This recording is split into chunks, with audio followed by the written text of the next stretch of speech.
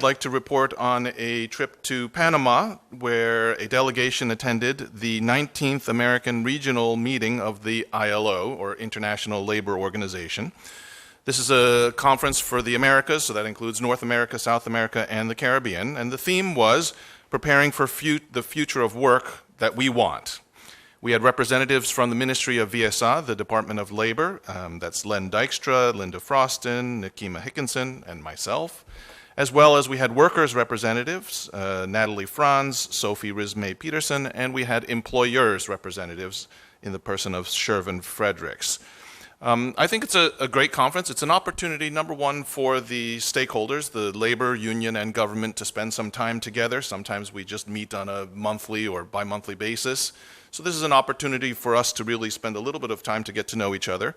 But more importantly, this is an opportunity for all of us to listen to what other countries are doing, what their challenges are, what their experiences are, what the different types of agendas in terms of where they're going in terms of their labor market and how they're working together. So it was an excellent opportunity to listen to other countries, to understand what are the global trends, what are some of the challenges. And I must say that after listening to what some of the other countries are facing, I mean, they really have, for example, union leaders who are persecuted. They really have very different economic and challenges and labor challenges in different countries. And the Caribbean, I think, is very different than when you listen to Mexico or Peru, for example, what their challenges are. There's some common themes in the conference, themes that I think fit very well to the Caribbean. One of the primary themes is about social dialogue. The ILO certainly stands for and believes in that if you're going to make progress in your community, it's important that it's done with consensus. So in other words, all of the stakeholders, and that's government, unions, or workers and business, really should try and do that collectively. Labor productivity, they look at the region in terms of its productivity compared to other parts of the world, and I think that the region has some challenges to meet there.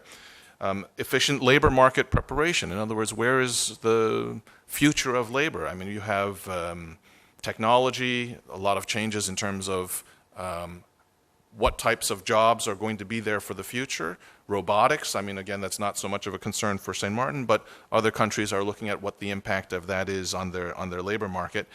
And I think also a good theme, a good discussion point is about economic development, because as the Minister of TIAT touched on, if the economy doesn't perform, then the employment market suffers as well. So some very good themes, some very good discussions. I think one of the better meetings, actually, one of the best or most productive parts of the conference was actually a pre-meeting. The ILO, I think, in recognition that the Caribbean is different than some of the other Latin and South American countries, organized a special day just for Caribbean islands, and under the theme about building resilient societies in a disaster-prone world. So many of the other countries you look at, they have multiple forms of industry, so they may have mining, they may have production, they may have tourism, and so if one segment of their economy gets damaged, there's other segments that hopefully could pick it up. But the Caribbean is obviously very heavily tourism dependent, and given the recent storms, the impact on that, it was very interesting, sad in a sense, to listen to some of the other Caribbean countries, the British Virgin Islands, Dominica. Some of these countries have been hit extremely hard, just like St. Martin. And so it was interesting to listen to each other to learn about what different countries are doing. And again, I would say that in comparison, I know that there's a lot of people out there suffering. I know there's still a lot of challenges, but when you look at others in the region, I think St. Martin is moving in the right direction. In addition, the general director for the ILO, Mr. Guy Ryder, he's based in, I think, Switzerland. We did have a side meeting, actually, with all of the members of the representatives from the delegation. We had an opportunity to present him our consensus document. We have a document that has the unanimous support of the workers, business, and government in terms of labor reform. And I think that it was very impressive for him to see that actually the unions and everybody were holding one head. We came to the meeting together, everybody supported each other, and clearly he could see that we were a cohesive and united group, and I think he was very impressed by that and by our consensus document. We took the opportunity to explain to him some of the changes that are proposed to our civil code, and also asked for their support in terms of how can we help our partners, in particular the unions and the employers' organizations, to strengthen their role in terms of their representation of their members.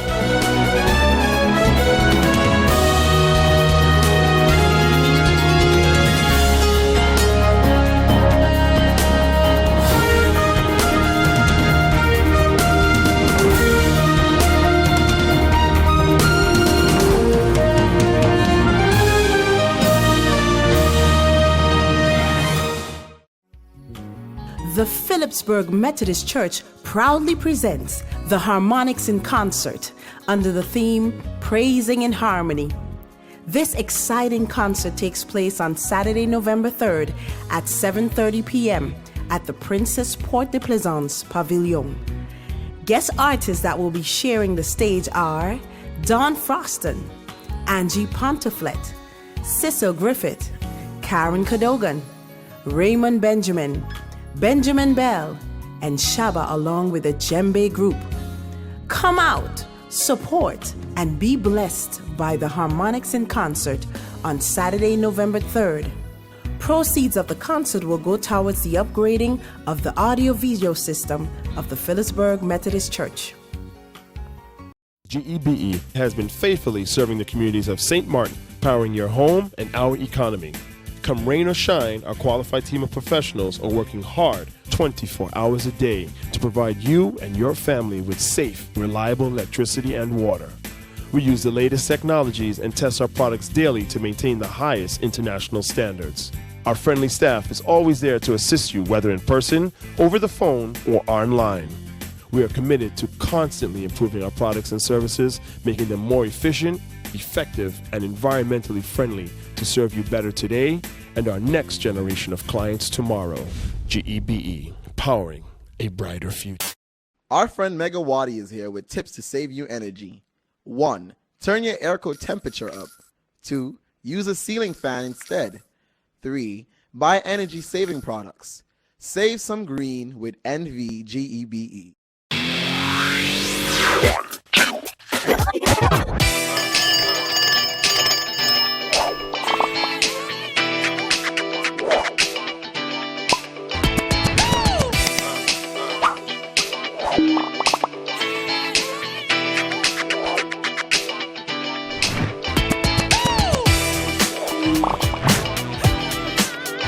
Telem, connecting you.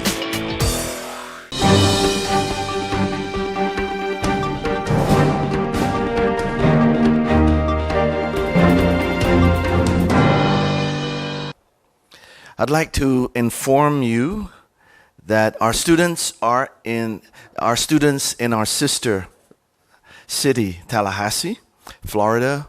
They were spared in the passing of Hurricane Michael last Wednesday. I'm pleased to announce that the majority of the students returned to school on Monday, October 15th. All of the schools where our students attend in Tallahassee have been reopened. The reports are that damages received were minimal, and already electricity has been restored to the majority of that area affected by the hurricane. I would really like to thank the staff of the Division Study Financing, especially Lisa Carter and Calvin Mardenborough, as well as Peter Gittens, chef of my cabinet, for their dedication during this particular time and for keeping track of the students during the hurricane. Also, we could not have done this without the kind assistance and the cooperation of the team at the Tallahassee St. Martin Foundation and the city officials of Tallahassee. While we're grateful for how well our students are faring post-Hurricane Michael, we are mindful of those who suffered greater loss and are still struggling in these times. Our sympathies go out to them, and not only to those suffering in Tallahassee, but also to those affected throughout Florida and the other states that have been impacted. Last week, I met with the board of the Advancement in Vocational Education Foundation, the NIPA, which has an oversight for the National Institute for Professional Advancement. I got an insight into the collaborative work with the Metal Industrial Company Institute of Technology, MICIT, from Trinidad and Tobago. The instructors are pleased with the progress of our students, and the government is committed to the continuity of these programs at the NIPA. The Student Support Services Division is organizing an interactive and informative panel discussion entitled Fighting in Schools: The Role of Schools, the Role of Parents, Police, and Social Media. The general public, especially parents, teachers, and other interested persons in the community, are encouraged to come out to this discussion, which will be held on Wednesday, November 7th, 2018, at the University of St. Martin from 7 p.m. until 9 p.m. The objective of the workshop is to educate and empower parents, teachers, and the general public via an open panel discussion regarding this recent surge in school fights, the influence of social media, and the responsibility of the schools, the parents, and the police. We anticipate a fruitful and interesting discussion with our hand-selected panelists leading to solutions for the way forward. The Department of Education will be hosting an Education in Emergencies workshop. This workshop focuses on the continuity of education during and after emergencies. Representatives from all school boards will be attending this 3-day workshop in November. This is another effort in hurricane preparedness in all forms as we continue to overcome together to deal with situations after disaster as it relates to the education of our children. And now a few items from the Department of Sport. In cricket, at the recently held Mazda Super 20 tournament, 5 cricket teams competed and a newcomer, the Gladiators Cricket Club, bested the rest to come home and take the prize. Congratulations to all the teams. In netball, our under-13 team held their own in a regional tournament in St. Kitts. The trainers were working with the girls to develop their talents from early so that netball will be one of our top sports here in St. Martin. Domino's Inter-School Dinghy Sailing Championship had to be postponed due to the heavy rains on Saturday. The new date for this regatta is now set for November the 3rd, 2018. And in kickboxing, we also celebrate the St. Martin Martial Arts Federation, the SMMAF team of fighters who competed in the exciting Honor Fight League 2, which took place in Curacao. All 3 fighters hailing from St. Martin were victorious. The team was represented by a 17-year-old Avish Dylan Vayasiri Vardano, Charlie Marsham, and Akeem Lewis. And the team was led by kickboxing veteran Sensei Marco London, winner of the Brown Pelican Sports Award Icon in 2016. Talking about the Brown Pelican Awards, a reminder, this year's Brown Pelican Awards will be held on Sunday, November 18th at the Princess Port de Plaisance Hotel under the theme Boxing. The ceremony will be highlighting our local boxing legends on their outstanding contribution to the boxing sport on the island. That's November 18th. Save the date because sports matter. From the Department of Youth, the Spelling Bee competition. On Sunday, the Scotiabank Rotaract Spelling Bee competition started off with 34 students from 12 local schools and 2 schools from Anguilla. At the end of the first round, the top 10 performers were identified to move on to round 2, which will take place on Sunday, October the 21st at the Bel Air Community Center.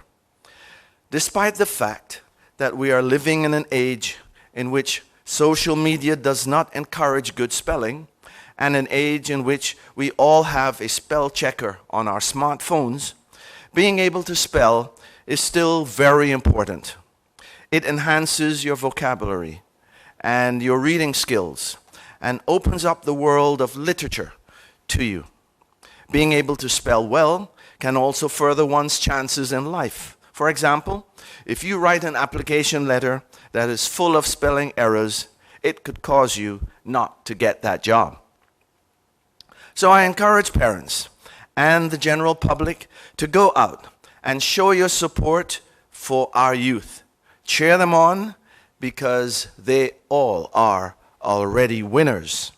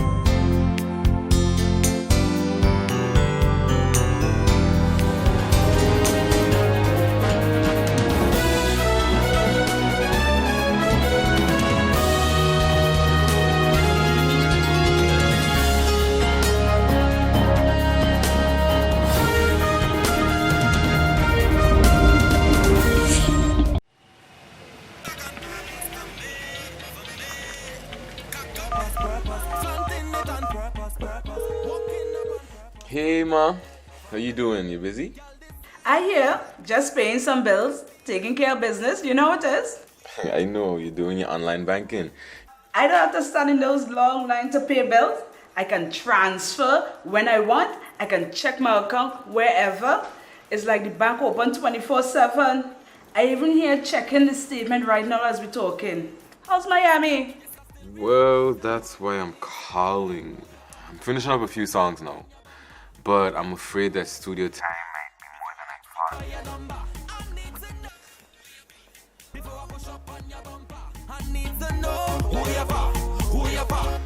And I was wondering if I could get some help with some funds, and I could pay you back as soon as I get back to St. Martin. Let me check my account. How much you need? I think 500 should be enough. I can transfer it to you while online. Direct from me to you. No problem. Great. Thank you so much, Ma. I'll get online with Viv now. Alright, darling. You know who you're for? I need to know who you're for. Contact WIB today for your complete personal online banking experience. Available for all mobile devices, the Windward Islands Bank, now your online banking partner in progress. 1, 2, 3, 4. This is how common it is to develop a mental illness. 1 out of every 4. 4, 4. 4. But there is hope. Today, most mental illnesses can be managed and treated. Visit your general doctor if you feel concerned about your thoughts and behaviors or have some difficulty dealing with some of life's issues. If you have been diagnosed and are suffering from a mental illness, keep in mind these 4 points to help you manage your mental health. 1. Get regular checkups with your general doctor. 2. Stay on your treatment plan to prevent relapses. 3. Find a strong support group in your family and friends. And 4.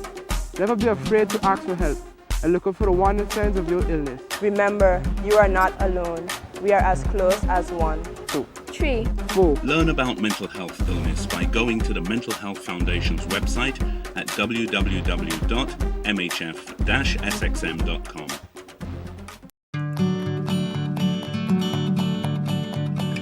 It's been said that behind every door, possibility awaits.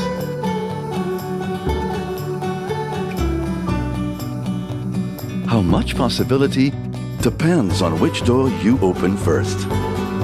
Every day, we help our customers discover the possibilities in their lives.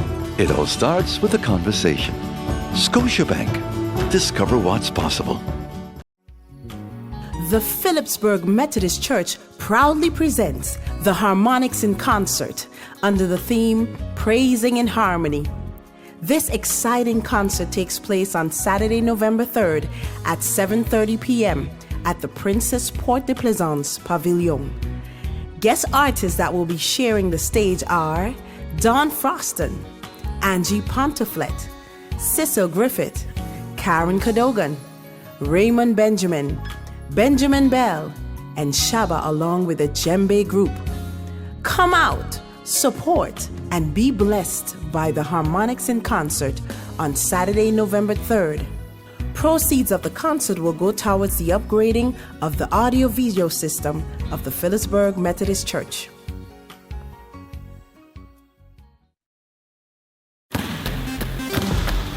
Hello, St. Martin. My name is Jose Helga and I play basketball. I have organized basketball events in St. Martin. Sport matters to me because it makes everybody come together in unity. So I challenge the businesses community to step up for sports and help us rebuild and repair our facility. I'm also asking the community to nominate local businesses in your area to take on the challenge and step up for sport because sports matter. Check out the Department of Sports SSN Facebook page for more information. Hashtag Sport Matter, hashtag Are You In?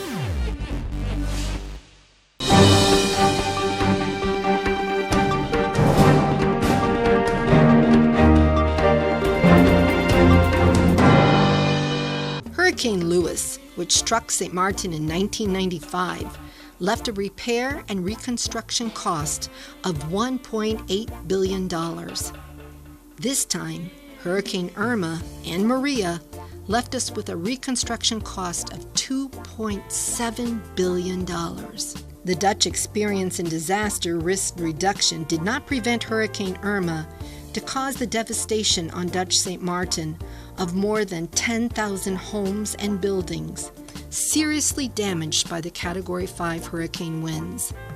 Military images of the disaster showed more than the 10,000 homes of 1953 in the Netherlands destroyed by Hurricane Irma in St. Martin.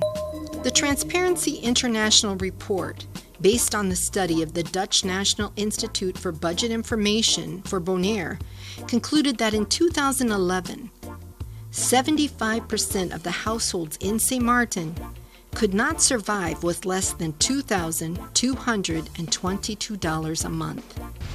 This percentage of poor and needy households increased to 94% based on the results of the 2015 Household Budget Survey of the Statistical Department of the Government of St. Martin. 13,160 households. That's 94% of the 14,000 households in St. Martin. They have less than $2,222 a month. That was before Irma. With a huge amount of jobs lost and the prices hiked after Irma, how can these 94% poor households rebuild their homes? How can they build back better and stronger? How can they build hurricane and earthquake-resistant affordable housing?